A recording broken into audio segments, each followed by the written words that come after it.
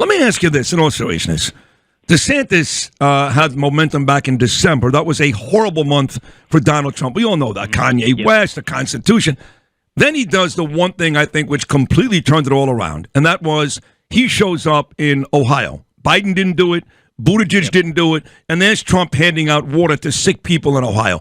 Ever since that day, I can go back to that day. Ever since that day, he's been doing great. The longer DeSantis waits, the bigger the lead has become. What is he waiting for? He's getting crushed before he starts. Well, I think he couldn't just get reelected governor and then say bye. He had to do the legislative session. And these things are big undertakings, and it could be he got in February and made all sorts of rookie mistakes, and this would have been a terrible period for him anyway.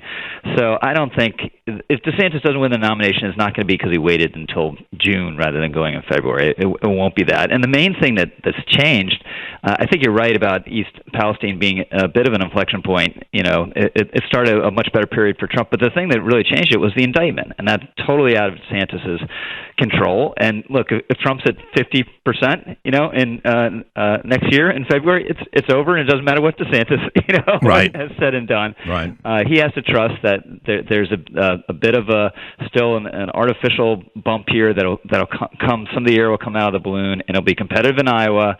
Beats him in Iowa, maybe loses in New Hampshire, but you have a real race. Yeah, I don't see it. DeSantis got 37 endorsements of Iowa legislatures the other day, which is a sign he's not dead. He had a good trip there. Again, a sign he's not dead.